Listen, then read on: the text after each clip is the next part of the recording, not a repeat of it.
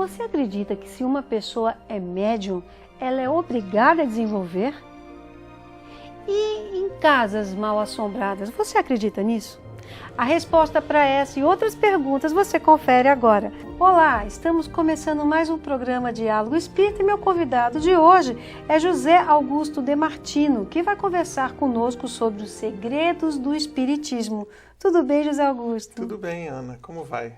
É um prazer receber você aqui, É uma viu? alegria estar no seu programa e poder aprender com a doutrina espírita, né? Que é sempre uma oportunidade boa a gente aprender. Né? É um aprendizado, né? Nossa, eu nasci de novo depois que me tornei Olha espírita. só, é verdade? Então vamos começar. Antes de fazer a nossa entrevista, eu queria pedir para você fazer uma prece inicial, pode ser? Sim. Por favor.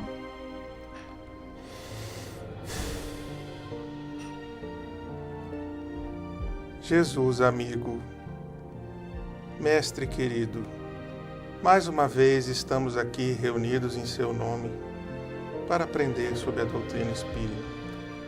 Inspira-nos, harmoniza, equilibra, que nós possamos trazer para o nosso público e para todas as pessoas que estão necessitando de luz, o seu amor. Fica conosco, mestre, hoje e sempre. Assim seja. José Augusto, você é um médico que não acreditava em nada. Como é que você se tornou espírita? Pois é. É interessante, né? Meu pai era ateu, minha mãe católica tradicional, e eu fui criado dentro do catolicismo, mas não me satisfazia. Eu sentia que faltava alguma coisa. Fiz tudo o que tinha que fazer, batizei, crismei, ganhei até concurso de Bíblia na época, mas faltava alguma coisa. E aí, há mais ou menos uns 15 anos, eu médico, cético, porque eu vivia no hospital e não conseguia entender por que uma criança morria de leucemia aos 2 anos de idade, por que pessoas boas estavam sofrendo tanto, por que pessoas ruins estavam por aí, sem nada acontecer com elas, né? Então eu ficava assim, Deus não existe, Deus é uma coisa inventada para consolar as pessoas. Porque eu via a morte todo dia no hospital e achava injusto. Né? E isso era contra o que a doutrina antiga me ensinava. Até que há 15 anos eu tive uma experiência mediúnica. Eu acordei com vários espíritos em volta de mim, tomei o maior susto da minha vida e achei que eu estava louco, esquizofrênico. Fui a 3 psiquiatras. Nossa! Que falaram, olha, você ainda não está esquizofrênico, você só está nervoso. Mas se estivesse vendo o que eu estava vendo, é claro também. Né? Eu não acreditava naquilo. Para mim era novidade. Então eu digo que o Espiritismo entrou em mim. Né? E a partir daí iniciou-se uma busca. Eu fui à Casa do Caminho com a dona Isabel Salomão de Campos, em Juiz de Fora, que me acolheu, me orientou, me tratou, me passou a codificação espírita e a série André Luiz e Emmanuel. E eu nasci de novo depois que me tornei espírita. Agora, o Espiritismo é a melhor religião? Olha, para mim é a melhor religião. Mas a melhor religião é aquela que te torna uma pessoa melhor. Cada um de nós está num estágio espiritual diferente. Então não existe uma receita fixa de bolo para todo mundo.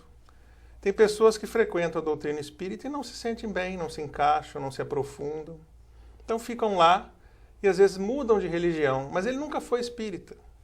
Então a melhor religião é aquela que te torna melhor. Se você fazia uma coisa errada e deixou de fazer, se você se torna uma pessoa melhor, se abandonou o vício, é um melhor esposo, é um melhor amigo, fica lá.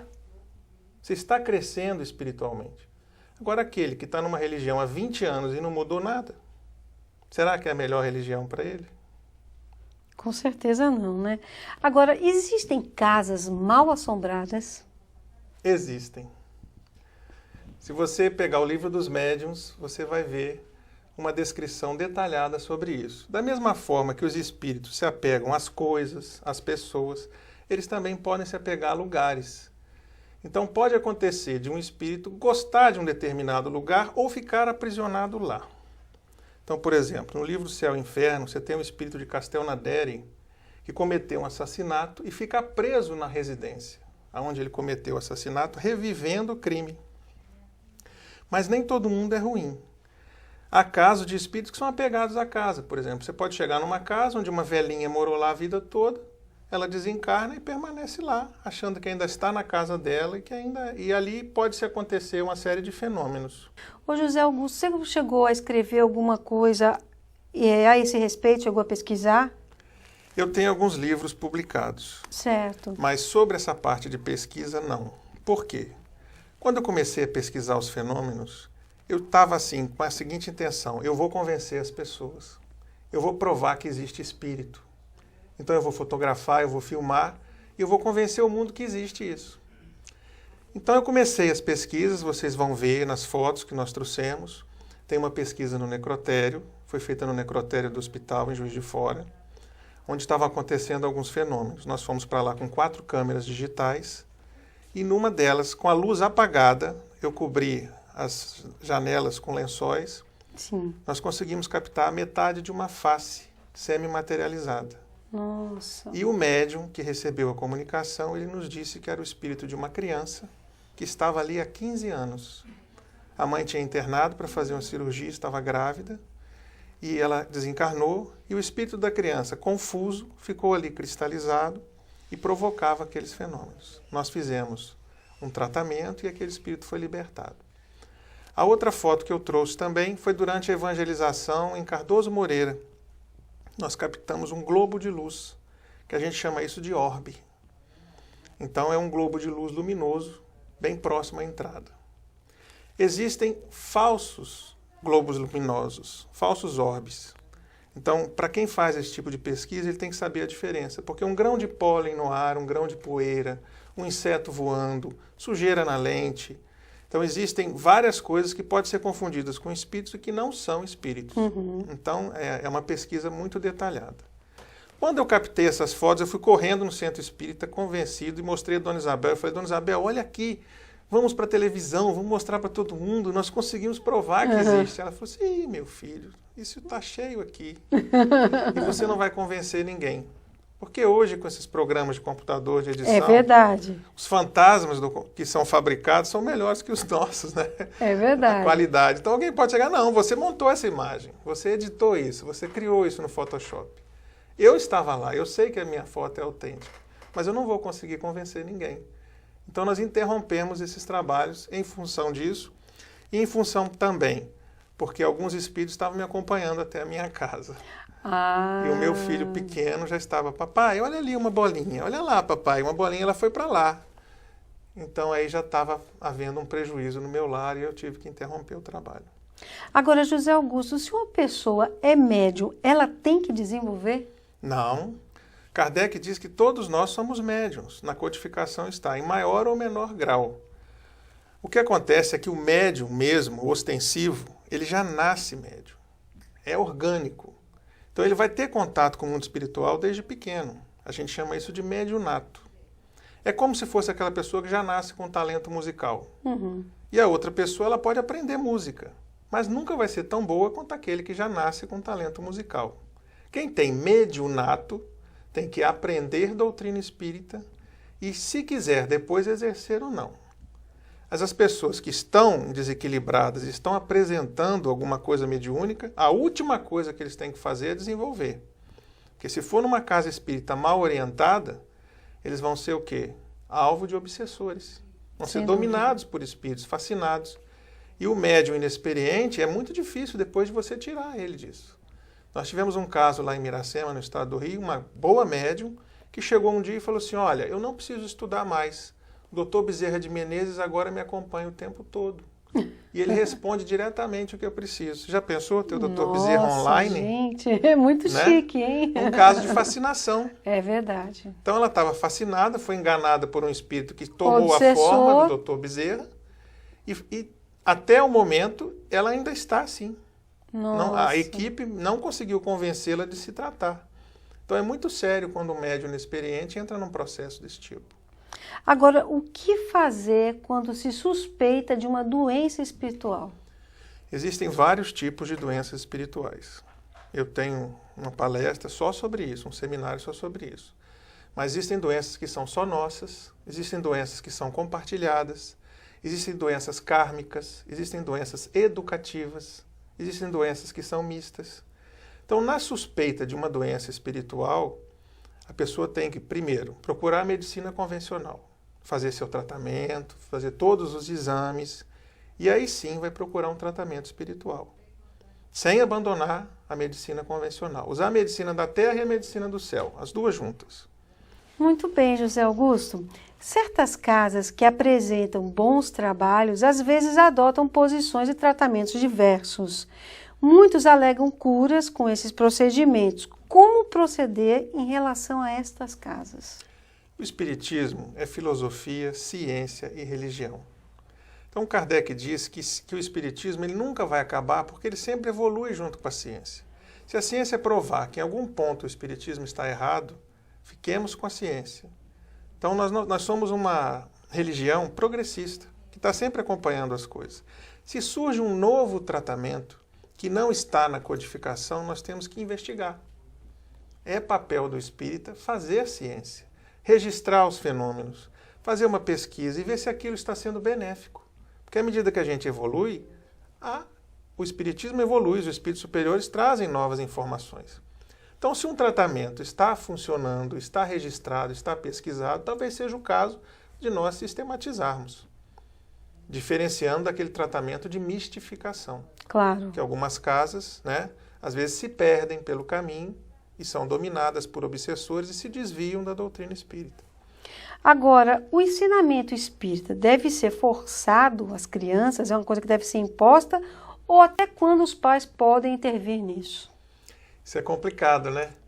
Não sei, eu sou pai, tenho 2 filhos e eu sempre tenho essa preocupação. Eu procuro oferecer para meus filhos o que eu tenho de melhor. E o que eu tenho de melhor é a doutrina espírita. Mas nem sempre as crianças querem deixar o computador, a televisão, o PlayStation para ir para o centro espírita. Eu estava muito na dúvida e perguntei a Dona Isabel o que fazer sobre isso. Ela me disse o seguinte: olha, meu filho, é melhor ele vir de cara fechada do que ele não vir. Você não pergunta uma criança se ela quer ir na escola. A gente não força a educação convencional. É verdade. Meu filho, você vai para a aula. A criança ainda não tem o livre-arbítrio.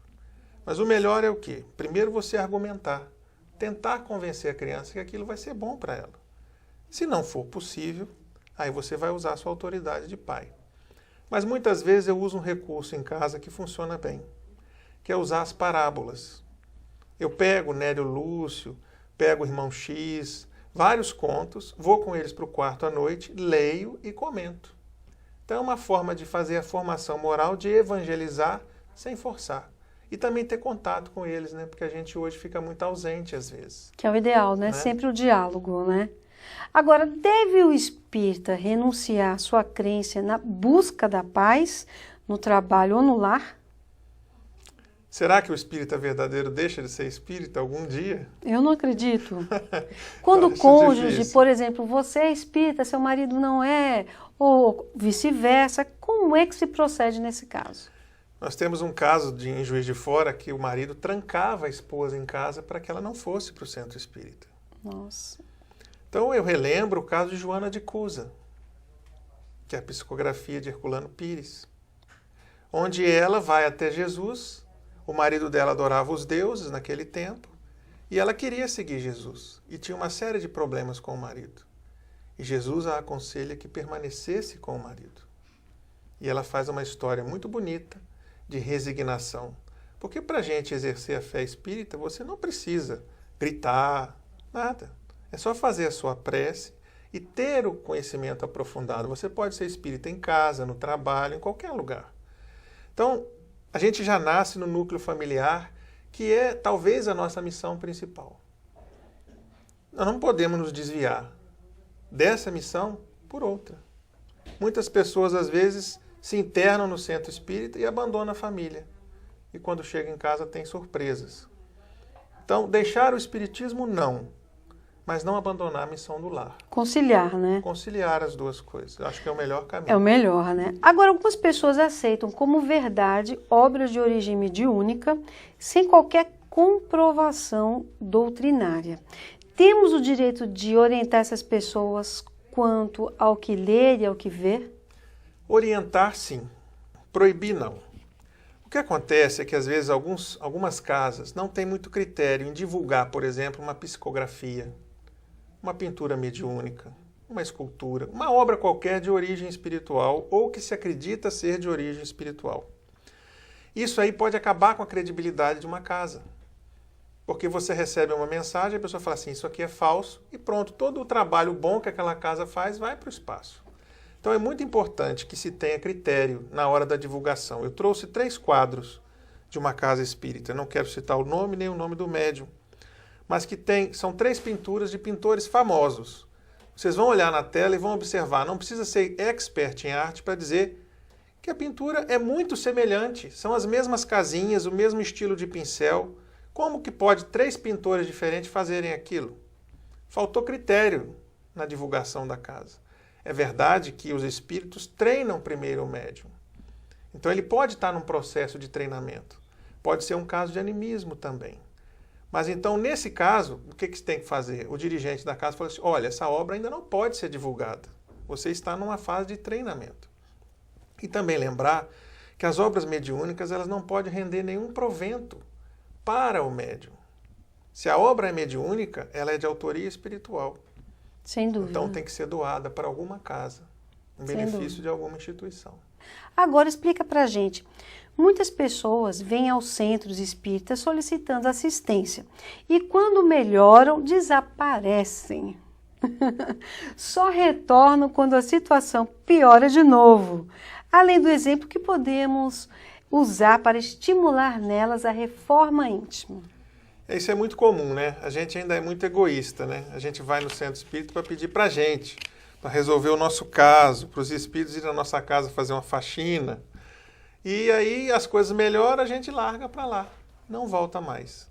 Mas isso faz parte de um processo espiritual, já é um bom passo. A pessoa já descobriu o caminho do centro, né? Então, além do exemplo, o que o espírita pode fazer? Primeiro é um bom acolhimento. A pessoa chegou no centro espírita, ele tem que ser acolhido. Ele está em sofrimento, ele está em estado de perturbação. Isso faz diferença para a pessoa querer voltar. A outra coisa é você oferecer oportunidade de trabalho. Aonde eu vim, o lema do centro era há vagas. Então, o que você quisesse fazer, ou limpar o chão, ou receber as pessoas na porta com um sorriso, já tinha oportunidade para você. Oferecer estudo, oferecer trabalho no bem. Tudo isso é uma forma de estimular a pessoa a fazer a reforma íntima. Sem dúvida. Agora, ninguém muda ninguém. A pessoa vai fazer aquilo que ela quiser. Claro. Cada um tem o seu momento de despertar. Eu comparo as pessoas como se fosse uma mangueira cheia de manga. Tem umas mangas que amadurecem mais cedo. Tem outras que demoram a amadurecer. Né? É verdade. Agora, muitos casais sofrem com a separação e relacionamentos extraconjugais. Como orientar os casais em processo de desarmonia e auxiliar os mais jovens em suas escolhas de parceiros? Diálogo. Não adianta deixar para conversar depois que não tem mais nada para conversar. Quantas vezes um casal está atravessando problemas, fica calado, vai levando aquilo, o casamento acaba e aí já não tem mais o que discutir na relação. O importante é que quando surgir um problema, o casal converse e tente chegar a um acordo. Se a perturbação for muito grande, procure uma assistência, ou psicológica, ou de um terapeuta, ou de um atendimento fraterno no centro. Faça um tratamento espiritual, que muitas vezes existem espíritos que estão interferindo na relação do casal. Em relação aos jovens, o que pode ser feito é uma boa orientação. O jovem precisa se conhecer para poder saber escolher, saber o que ele quer e saber encontrar no outro não a cara metade, mas alguém que ele possa passar um bom tempo. Porque hoje os relacionamentos estão durando muito pouco. Porque as pessoas estão agindo por impulso. E as paixões não são boas conselheiras. Né? Quantos relacionamentos desmoronam por causa das paixões? Agora, e esse aumento de suicídios, né, e guerras na Terra que houve? Ou apenas são mais informações que chegam por conta da globalização? O crime, a maldade, o mal, a ignorância sempre existiram. Se você for na Bíblia, pegar em Deuteronômio, você vai ver que Deus fala que sempre haverão pobres. E não só pobres em matéria, mas pobres de espírito. Nós somos um planeta de provas e expiações. Nós temos espíritos muito rudimentares que estão nascendo agora. Cabe a nós entender isso, mas também nunca houve tanto amor. Cada vez que acontece uma calamidade pública, um desencarne coletivo, uma grande tragédia, é oportunidade para as pessoas de ajudarem, de mostrarem solidariedade, de aprenderem a amar, de aprenderem a dar valor à vida, dar valor aos filhos. Quantos em tragédia às vezes morrem salvando outras pessoas? É verdade. Né? Então não é às vezes como é que eu vou morrer, quando eu vou morrer, mas como? Eu vou morrer desesperado, eu vou morrer preparado, eu vou morrer salvando alguém? Isso faz diferença. José Augusto de Martino, eu quero agradecer a sua presença. Muito obrigada por ter aceito o nosso convite. Eu que agradeço a você. Trouxe um livro para você. É um livro de mensagens e flores, um livro de autoajuda, um calendário de mesa. Espero que você goste. Muito obrigada. Tá aqui, é de sua autoria. É. Olha aqui, gente. Tão importante essas mensagens diárias, né? Ele é um extrato do outro livro, que é o Nador, Levanta-te, Anda, que o pessoal gostava de ter na mesa e olhar. Ah, então aí você teve a Então ideia. tem uma mensagem para cada dia. Muito obrigada. E eu quero também agradecer a sua audiência, agradecer à Federação Espírita Pernambucana que nos apoia e lembrar a você que a Federação Espírita Pernambucana tem uma relação de centro espírita, todos filiados, e perto da sua casa com certeza tem um. Então basta que você se informe. Semana que vem nós temos um encontro marcado. Fica com Deus, muita paz.